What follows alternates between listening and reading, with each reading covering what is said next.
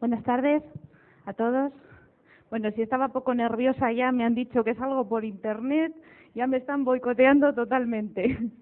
Bueno, yo soy la psicóloga de secundaria y bachiller del Colegio Vizcaya y bueno, pues os vamos a hablar del sistema de apoyos y refuerzos en el contexto de la atención a la diversidad.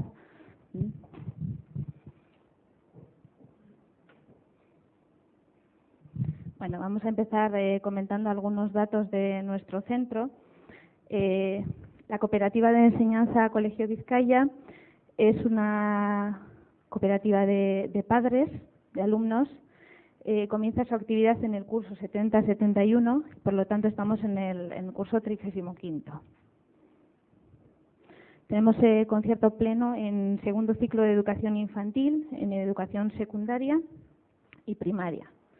Es un centro de 4 líneas de modelo A. Bueno, ahora tenemos el modelo A, el modelo bilingüe, perdón, en quinto de primaria, está subiendo hacia arriba. Y son 3 líneas de modelo B y una de modelo A. En secundaria y bachiller aún es modelo A solamente. En bachiller y primer ciclo de educación infantil tenemos escuela infantil desde 1 año. El concierto es parcial.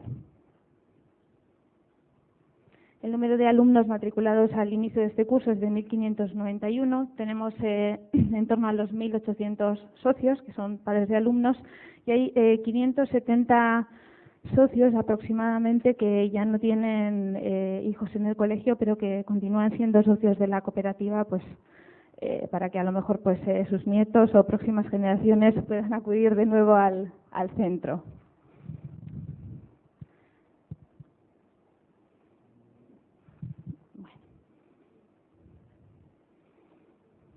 Bueno, como hemos dicho, nuestro objetivo es presentar el sistema de atención a la diversidad. Bueno, empezamos presentando este esquema de dificultades de aprendizaje en el que vemos, bueno, pues todas las variables que nosotros tenemos en cuenta a la hora de evaluar a un alumno y de intentar atender sus necesidades. Por una parte, observamos los procesos de aprendizaje del alumno teniendo en cuenta aquellas deficiencias en los conocimientos previos, déficits en los procesos de aprendizaje que se puedan haber producido, algún problema de atención o memoria, las habilidades intelectuales y de razonamiento abstracto o concreto. La adaptación al medio para nosotros es muy importante también, la medimos desde infantil con encuestas que se hacen a los padres y que realizan los profesores de educación infantil también. Medimos variables como la autoestima o posibles problemas de motivación, ansiedad, estrés, cómo afectan todas estas condiciones al medio y bueno, después la parte del proceso de enseñanza-aprendizaje. Bueno, después volveremos, si queréis, a este esquema. Bueno, tal y como señala nuestro proyecto educativo de centro, nuestra preocupación primordial es la de atender, sobre todo de forma individualizada, ¿no? De ahí la atención a la diversidad, pues a todos y cada uno de nuestros alumnos en su idiosincrasia, tanto en el aspecto académico como personal, como veíamos en el esquema que acabamos de ver, ¿no? De esta forma, nuestro objetivo es que todos los alumnos concluyan sus estudios en el centro, pues consiguiendo la titulación correspondiente.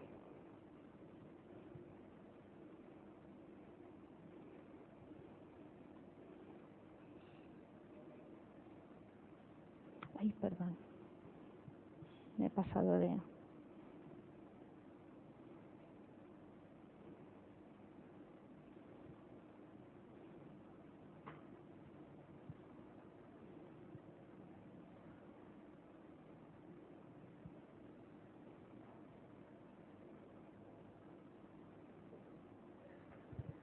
No me deja.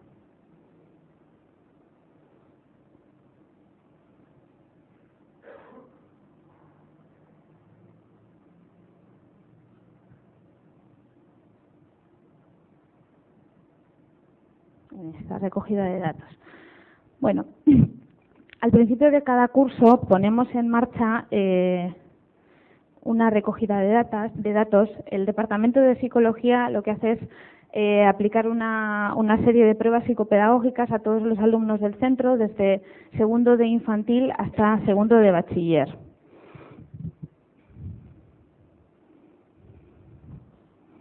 Vamos a ver las pruebas.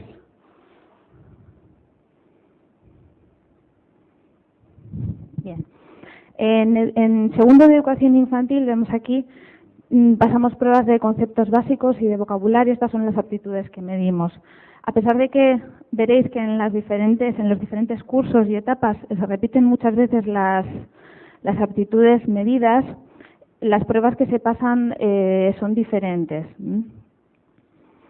Pasamos en infantil conceptos básicos y vocabulario, en tercero una nueva prueba de conceptos básicos y sobre todo madurez para la lectoescritura durante el tercer trimestre de educación infantil, con el objetivo de detectar si hay algún aspecto de los considerados necesarios para el aprendizaje de la lectoescritura que el alumno tenga que reforzar mientras termina tercero de educación infantil, y a lo largo del verano se le dan unas orientaciones y lo van trabajando. En educación primaria, sobre todo en el primer ciclo, se hace mucho hincapié en las habilidades instrumentales, comprensión lectora, expresión escrita, cálculo y razonamiento matemático. Después ya en el ciclo medio, razonamiento numérico, seguimos con la comprensión lectora. A medida que van avanzando vamos evaluando también aspectos no verbales de razonamiento abstracto. Y en educación secundaria, en primero de la ESO este año hemos pasado por primera vez pruebas. Este año en educación secundaria hemos incluido pruebas en primero de ESO y primero de bachiller, que hasta ahora no se pasaban. Estamos revisando asimismo las pruebas de segundo de la ESO, que hemos incluido pruebas nuevas este año también, razonamiento verbal y numérico y abstracto, y las pruebas de comprensión lectora y de vocabulario se han modificado, dado que el año pasado teníamos como objetivo revisar estas pruebas. Bien, en bachiller técnicas y hábito de estudio, y en segundo de bachiller de nuevo razonamiento verbal, numérico y abstracto, valores interpersonales e intereses profesionales, sobre todo con el objetivo de la orientación vocacional y profesional.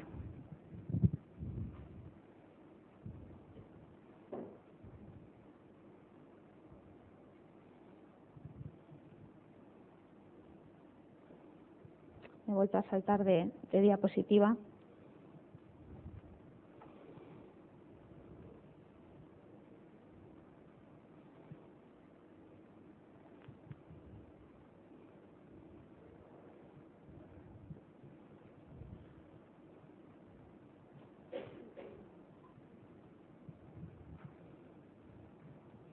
Bien, una vez de que hemos pasado las pruebas, registramos todos los resultados en una base de datos que tenemos destinada a esto precisamente, y entregamos a los tutores un informe completo por grupo con todos los datos.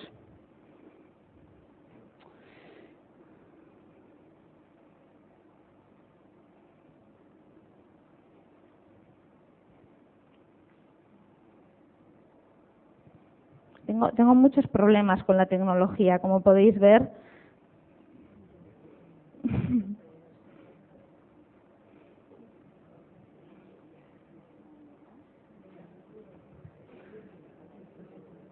Vamos a ver. Quiero ir a este hipervínculo y no me ha dejado.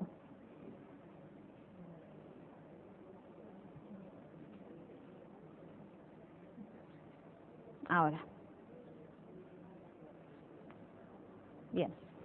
Bueno, no sé si se ve muy bien. Esto es una muestra es simplemente un guión del informe que se presenta a los tutores cada año, una vez de que se han recogido todos los datos, se han pasado todas las pruebas a los alumnos.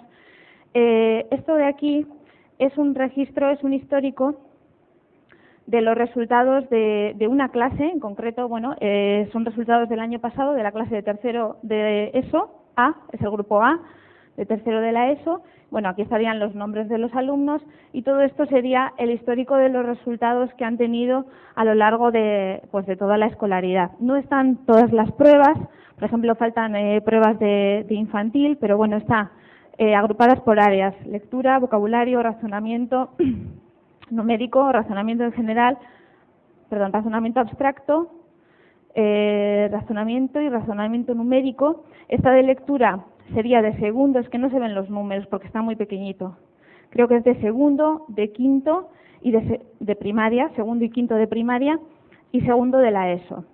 De vocabulario hay datos no lo veo aquí, a ver si lo veo mejor en el ordenador, de quinto y de segundo de la ESO.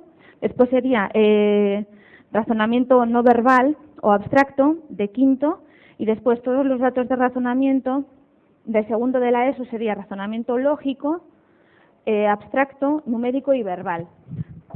Todos estos resultados son de segundo de la ESO: razonamiento lógico, abstracto, numérico y verbal. Y una puntuación de quinto, de razonamiento numérico. Entonces, veis que están recogidos todo el histórico de resultados de los alumnos, y cada año, como os digo, por ejemplo, a los alumnos de tercero de la ESO no se les pasan pruebas.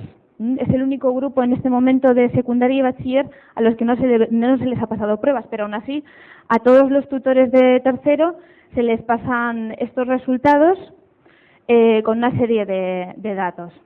Bueno, no sé si veis bien lo que pone. En el primer punto habla de los criterios a tener en cuenta para el uso de la información de los resultados de estas pruebas. En segundo lugar, las claves para la interpretación de estas pruebas, de estas puntuaciones, la explicación de cada prueba y luego sugerencias para trabajar cada una de estas habilidades. Son unas orientaciones generales para trabajar cada una de estas habilidades en el caso de que haya algún déficit. Entonces, ¿qué se comenta en cada punto? Pues, por ejemplo, en el aspecto de los criterios a tener en cuenta para el uso de la información, porque bueno, se les entrega a los tutores de manera escrita.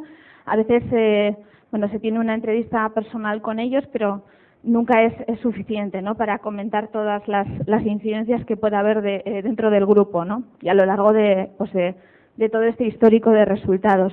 Entonces se les dan una serie de criterios escritos, por ejemplo, cómo podemos utilizar estos resultados pues en la actividad tutorial de los alumnos, o que es preferible informar, en caso de utilizar esta información en las entrevistas con los padres, que es preferible informar acerca de los niveles alcanzados que dar un dato numérico. Se les presentan estas puntuaciones agrupados en rangos y bueno, pues se dice pues nivel bajo, nivel medio bajo o nivel medio, medio alto. Les insistimos en que es preferible hablar de este tipo de rangos o de ordenación que dar una puntuación numérica, ¿no? Bueno, que siempre la forma más correcta de utilizar estos datos es la de informar a los interesados, sobre todo cuando hay factores que son deficitarios, y la segunda parte y más importante es aportar sugerencias de cómo mejorar estos resultados. También podemos utilizar dicha información para explicar a veces las causas del fracaso, ¿no?, de algunos alumnos. Tenemos que hacer hincapié siempre en ser muy cautos a la hora de no incidir negativamente en el autoconcepto académico ni en generar expectativas negativas en su rendimiento escolar. Como decíamos, estas puntuaciones, no sé si lo he mencionado antes, están expresadas en percentiles siempre, de tal manera que no es una puntuación cardinal, sino una puntuación ordinal. Para una adecuada y más fácil interpretación de los docentes de estas puntuaciones, cuando alguna puntuación está considerada como deficitaria, pues está señalada con un asterisco, de tal manera que visualmente es muy fácil detectar, ¿no?, cuando hay una problemática. Aquí, por ejemplo, vemos que hay asteriscos. Sé que no se aprecia muy bien, Pero bueno, ahí aparecen junto a los números asteriscos cuando son puntuaciones que están consideradas deficitarias.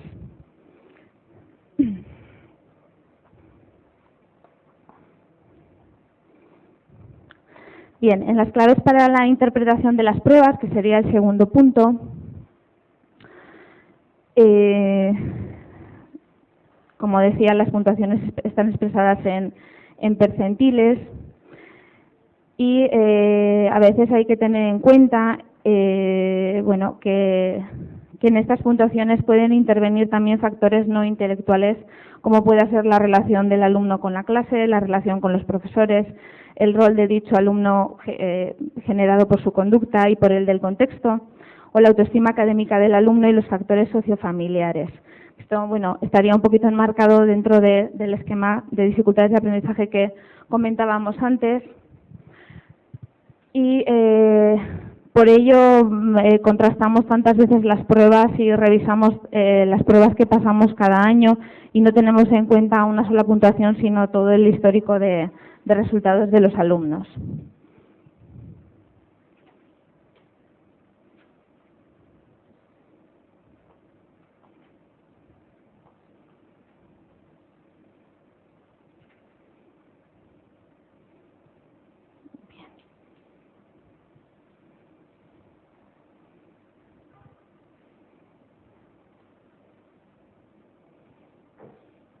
Bien, además de este informe que entregamos a los profesores, al hacer el análisis de los resultados, bueno, pues esto nos permite detectar varias cosas, ¿no? en tres niveles. Por un lado, las necesidades de los alumnos a nivel grupal, por otro lado, las dificultades específicas de los alumnos y, por último, pues la evolución de los resultados, porque además de tener en cuenta los resultados que obtiene cada alumno, también hacemos medias por grupos en función de las aptitudes que hemos medido. Sacamos las puntuaciones medias de, por ejemplo, la comprensión lectora en segundo de la ESO, del año pasado, de este año. Los alumnos que van cambiando, vamos comparando los resultados, a ver cómo van evolucionando. Bien. ¿Cómo damos respuesta a las necesidades? Bien, por un lado, cuando surge a través del análisis de los resultados, surge una necesidad de intervenir a nivel de grupo,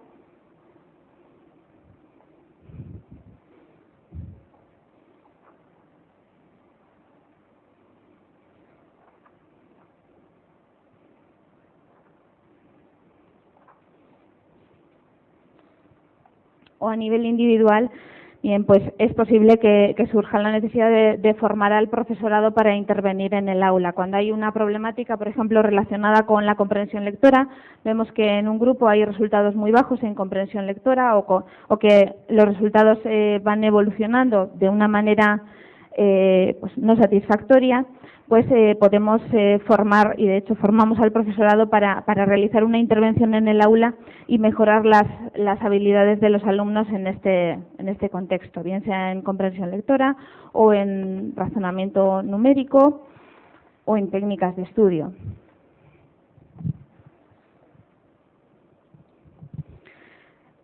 En los casos en los que se detecta una dificultad en un alumno, hay unas puntuaciones muy bajas a lo largo del histórico, se realiza en primaria se van dando orientaciones, a medida que se va evaluando al alumno, se dan orientaciones puntuales para mejorar esas aptitudes en las que hay necesidad.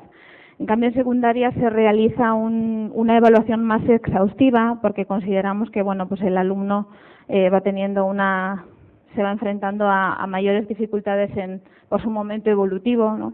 Si lo consideramos así, y realizamos una evaluación exhaustiva de todos los procesos de aprendizaje, las condiciones personales, la adaptación al medio, y os voy a mostrar el protocolo que utilizamos.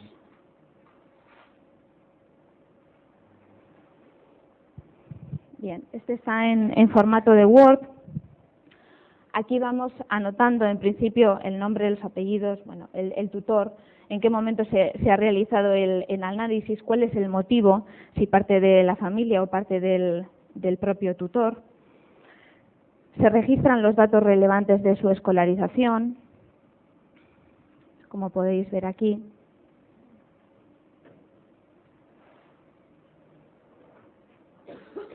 Y bueno, aquí en este registro pues aparecen todos los aspectos que veíamos antes en el esquema que os mostraba del principio. Por ejemplo, en cuanto al proceso de aprendizaje, bueno, pues señala así falta de conocimientos previos, en qué áreas son las que son deficitarias, bien en lengua, matemáticas, áreas instrumentales o idiomas o otras asignaturas como ciencias sociales o naturales.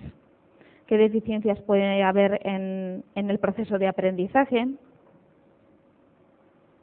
Si hay algo relacionado con la motivación o la organización, falta de organización en el estudio, falta de dedicación, atención y de control en casa, falta de atención en clase, bueno, vemos aquí. Se señalan esos aspectos, si hay alguno de ellos que se da y qué datos. Hay algunos de estos aspectos que se tienen en cuenta la opinión del tutor, se realizan entrevistas con el tutor o con la familia o con el alumno, pero la mayoría de ellos se contrastan con las pruebas. Si no había unas pruebas, unos datos previos, por ejemplo, de las habilidades intelectuales, hay datos ya, porque se realizan evaluaciones cuando hacemos la evaluación general de los alumnos, pero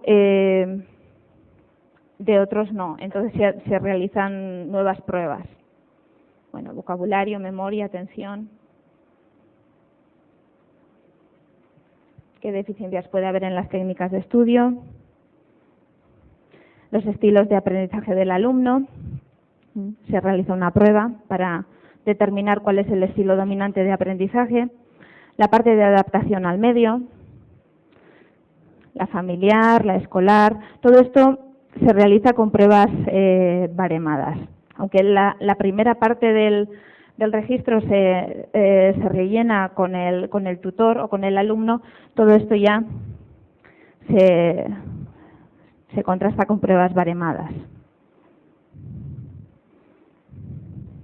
Al final se realiza un diagnóstico o una hipótesis de trabajo con todos los datos que hemos recogido y se propone un tipo de intervención en el que tienen que estar señalados cuáles van a ser los objetivos de esa intervención, qué objetivos concretos vamos a tener, qué acciones se van a llevar a cabo para conseguir esos objetivos, quién lo tiene que llevar a cabo, cuándo, en qué momentos. Todo eso tiene que quedar aquí determinado, junto con una fecha de revisión, ¿no? De hacer un seguimiento, en qué momento, a lo mejor si ha sido a principio de curso, pues se hace una primera revisión en la primera evaluación o al final del primer trimestre, en el segundo. Se revisan sobre todo las acciones de intervención, ¿no? Decíamos, tenemos unos objetivos de intervención y luego tenemos unas acciones de intervención para conseguir esos objetivos. Entonces, cuando es un periodo de tiempo corto, lo que se suele hacer es revisar la acción de intervención, a ver si ha sido eficaz, si la persona encargada de gestionarla y de llevarla a cabo, pues realmente le resulta eficaz esa metodología o esa estrategia o esa intervención, porque el objetivo, hombre, si lo conseguimos a la primera en un periodo de mes y medio, pues fenomenal, pero si no, ese objetivo seguirá estando ahí. A lo mejor lo que tenemos que cambiar es únicamente la acción. Por eso nos parece tan importante pues desglosar esto, ¿no? Tener por un lado los objetivos muy claros y por otro lado, bueno, pues poner en marcha una serie de estrategias, pero que van a ser las que primero revisemos. Bueno, creo que esto sí lo cierro. Me vuelvo a dejar en la página. Bien. Y por último, bueno, pues comprobar la evolución de los resultados, como decíamos, tanto a nivel grupal como individual.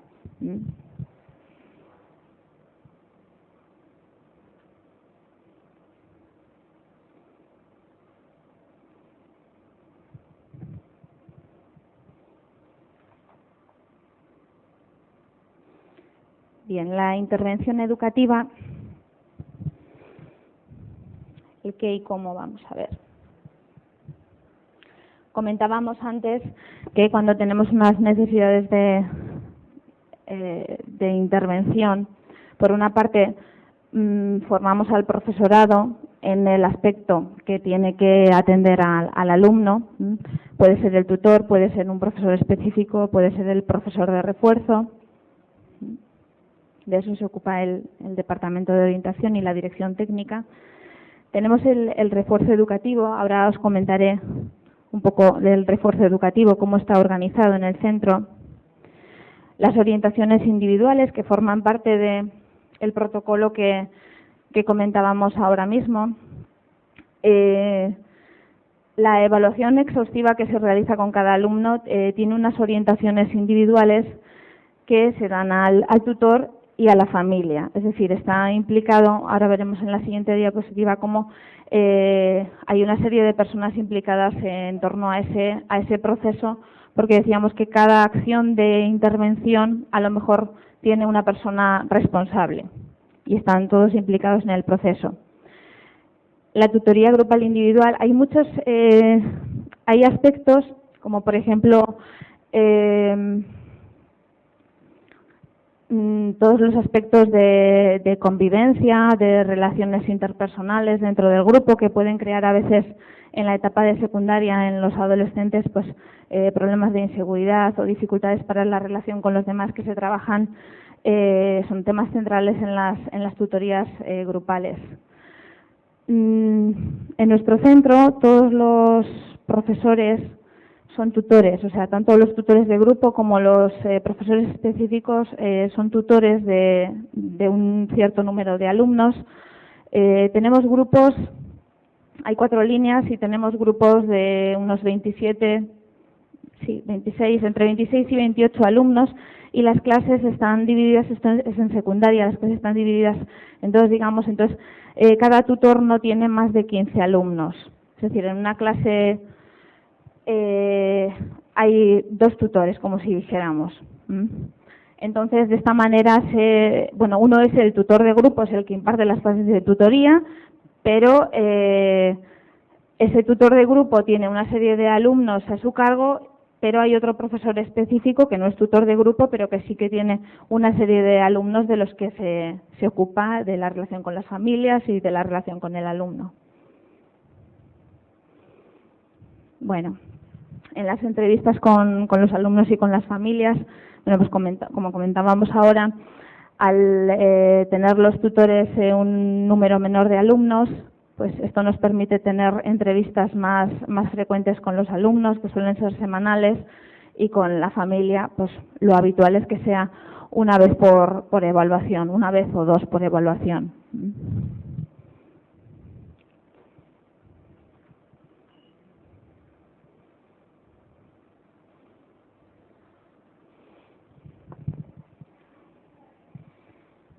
Bueno, estos serían todas las personas que están implicadas en la intervención educativa con alumnos con algún tipo de dificultad. Estarían los alumnos en el medio, en el centro el profesor de refuerzo interaccionando con el tutor, a su vez con el psicólogo y con la familia, todos al mismo tiempo y dirigidos hacia el alumno, ¿no? Sobre todo en los casos en los que se realiza una evaluación exhaustiva de los alumnos, pues siempre están todos implicados. Hay ocasiones en que, a lo mejor es una problemática clínica y tiene que intervenir un profesional externo y entonces suele ser el tutor o el psicólogo, la persona responsable del departamento de psicología la que se pone en contacto con el profesional externo para coordinar el trabajo, si dan orientaciones para llevarlas a cabo también nosotros en el centro, aportamos los datos que tenemos de este alumno y bueno, pues vamos coordinando el trabajo de esta manera.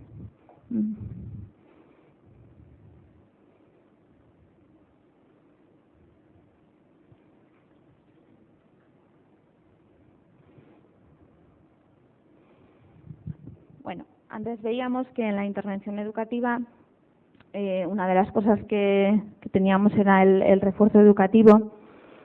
En el centro tenemos 70 horas semanales de refuerzo educativo y 30 horas de atención a las necesidades educativas especiales. Esto en total.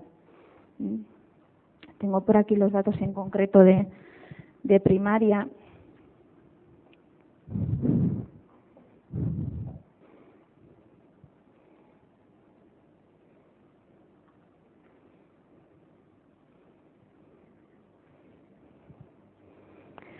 Sí, esto,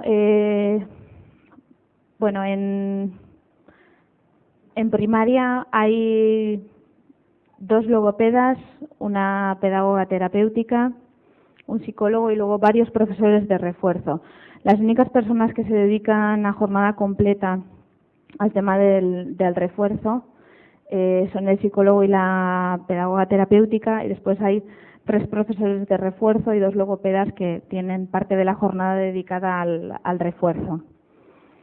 Bueno, las horas, el refuerzo educativo es grupal, en grupos reducidos, y la atención a las necesidades educativas especiales es individual. Esto fuera parte de la atención que reciben los alumnos de necesidades educativas especiales por parte de la administración, que vienen logopedas, fisioterapeutas, a atender a estos alumnos.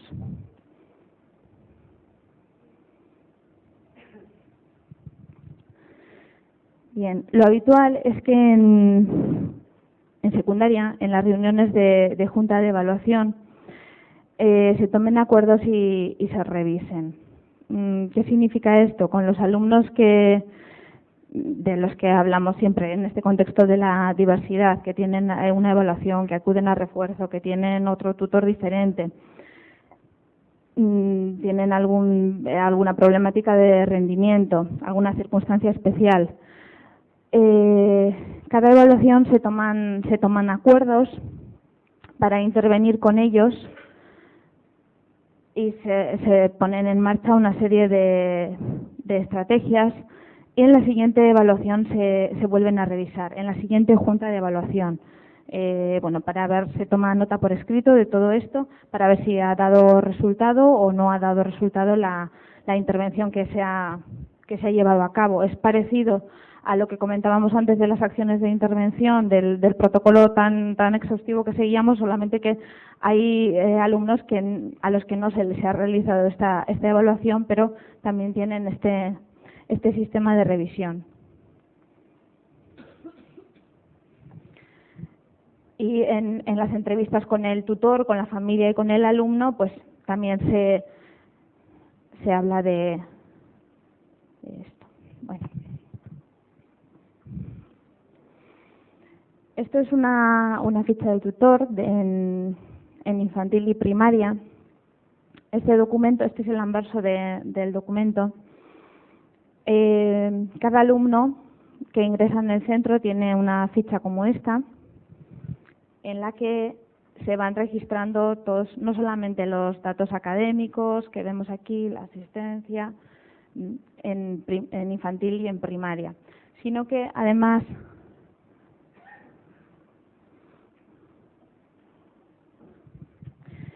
se registran otros datos personales de interés, datos familiares, los acuerdos que comentábamos ahora mismo que se toman en las juntas de evaluación.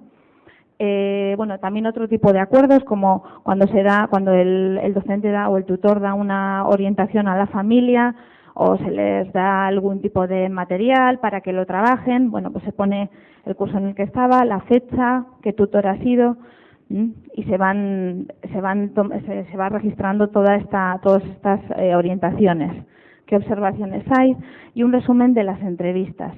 Estas fichas se rellenan a final de curso, ya que a lo largo del curso el tutor va registrando toda la información del alumno en un cuaderno, y a final de curso se vuelca toda la información con una perspectiva a lo mejor más amplia del alumno, para que pase al siguiente tutor. Es decir, estas fichas van pasando, hay una ficha para primaria y otra para secundaria, va pasando de tutor a tutor. En primaria lo habitual es que los niños tengan un tutor durante 2 años, cada ciclo tienen un tutor, entonces los cambios son menores, pero en secundaria ya tienen diferentes tutores cada año. Cuando inician la secundaria tienen otra ficha nueva, pero que va siempre unida a esta otra. Entonces, bueno, pues esto, aparte del expediente del alumno y de los informes individualizados y de los datos del departamento, pues también nos aporta otra visión del alumno, ¿no? Muchas veces, pues, referencias pues de la familia, las entrevistas, qué colaboración hay, qué acuerdos se han tomado, cuándo se han cumplido, cuándo no. Y bueno, pues suele ser bastante ilustrativa, ¿no? La información que aparece, ¿no? A lo largo de los cursos de los alumnos y de cómo ha sido su trayectoria.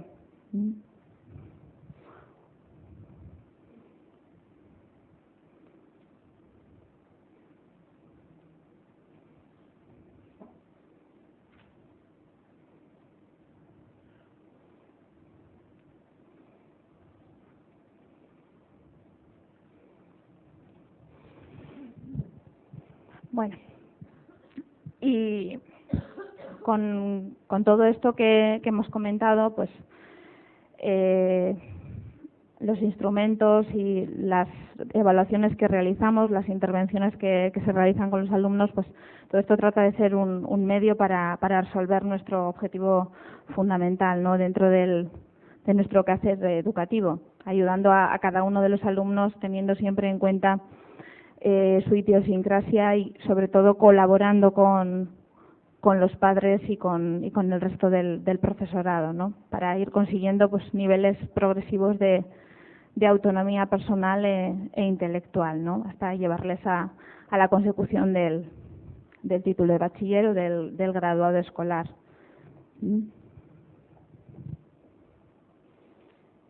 Y bueno, supongo que tendréis un montón de preguntas que hacerme porque, bueno, con todos los nervios que tengo, pues no sé si lo he explicado muy bien. Gracias.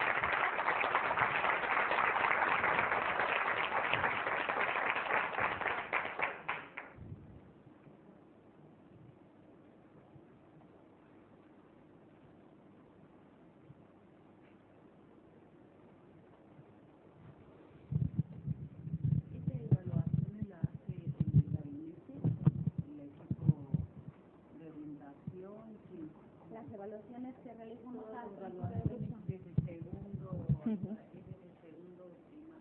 desde el segundo infantil, sí.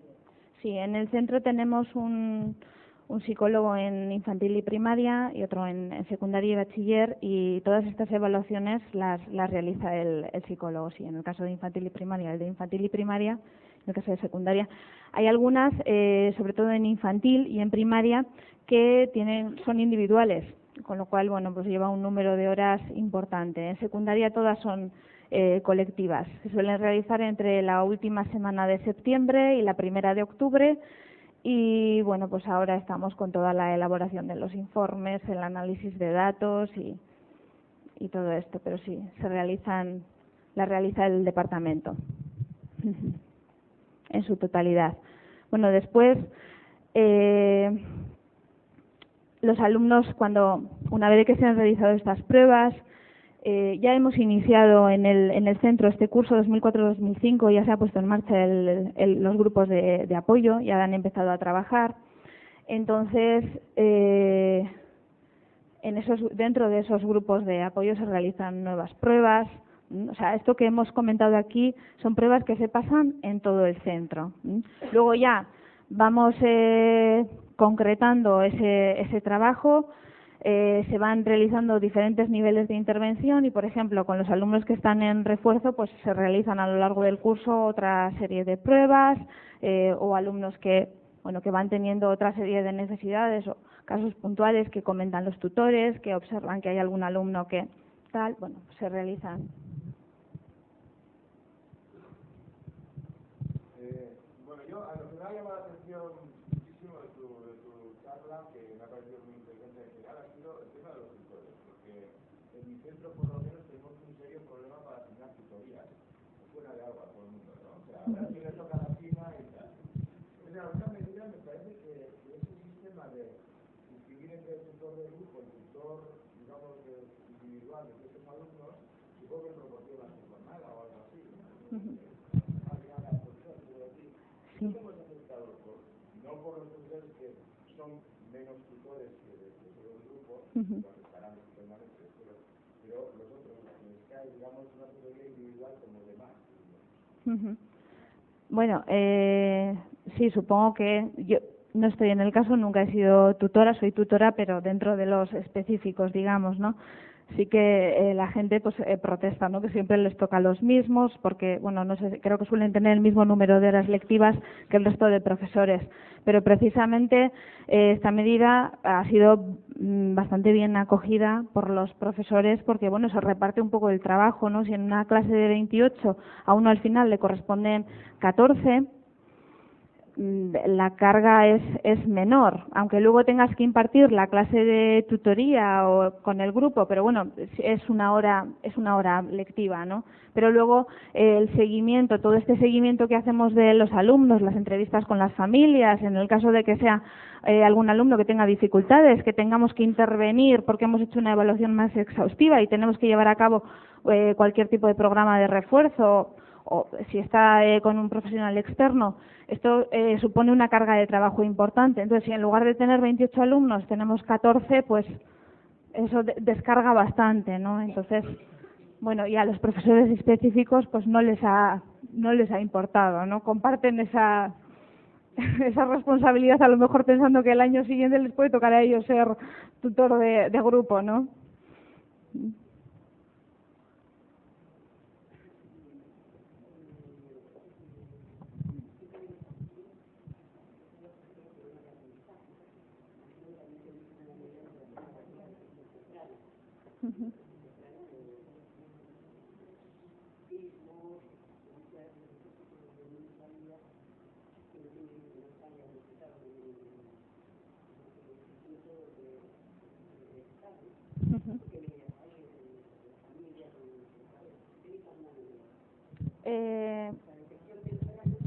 Sí. En la fase de infantil, ¿te refieres a primer ciclo o segundo ciclo? Bien, bueno, yo soy de secundaria y de bachiller, pero voy a intentar responderte a la cuestión. Cuando normalmente la detección se hace en el aula ordinaria, y cuando un profesor detecta algún tipo de conducta que le extraña, bueno, pues lo consulta con el psicólogo del centro. Y hay veces que se realiza una evaluación desde el propio centro, pero enseguida, bueno, pues nos ponemos en contacto con profesionales externos, sean de sanidad, sean de asociaciones. Por ejemplo, en el caso de autismo que comentabas, allí en Vizcaya tenemos una asociación de padres de niños autistas que se llama APNAVI, y bueno, se consulta con el Berritzegune, por supuesto, que es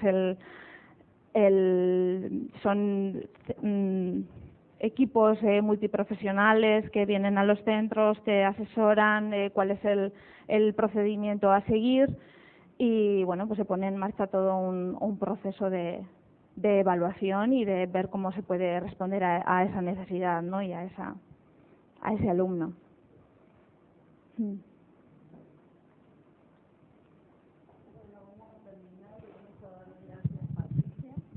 Ha sido muy interesante esta ponencia y me parece que ya después más